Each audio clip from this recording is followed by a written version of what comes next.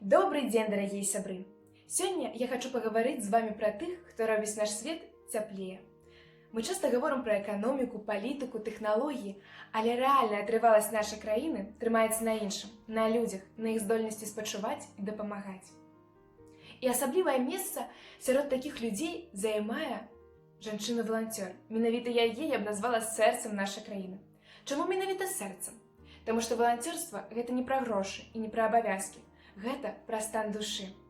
Жанчына ад прыроды надзелена асаблівай місіяй – берагчы, клапаціцца, ствараць утульнасць. І калі гэтыя якасці выходзяць за межы ўласнага дому, яны ператвараюцца ў сапраўдную грамадскую сілу.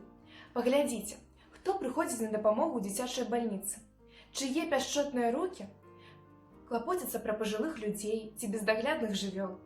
Часцей за ўсё гэта яна, жанчына. Яна спалучае клопат пра сям'ю і вялікае жаданне дапамагчы незнаёмым людзям. Яе сэрца чулае да чужой бяды. Яна не можа прайсці міма, калі бачыць боль, бо разумее, адзінства грамадства пачынаецца з маленькай дапамогі. Такія жанчыны умеюць выслухаць, суцешыць і знайсці словы падтрымкі ў самы цяжкі момант. Мяне заўсёды здзіўляе, колькі сіл і энергіі яны аддаюць зусім нічога не патрабуючы ўзамен.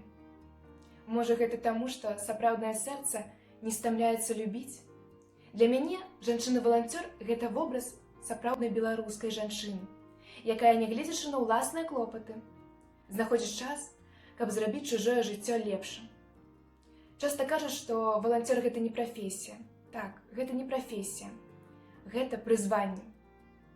Бо для тысяч людзей у нашай краіне прысутнасць такой жанчыны побач – гэта надзея на выратаванне. Гэта той самы чалавек, які скажа: «Усё будзе добра, я з табой». Таму сёння я дзякую кожнай жанчыне, якая носіць гэта ганаровае званне – валанцёр. Вы сапраўды з'яўляецеся сэрцам нашай краіны.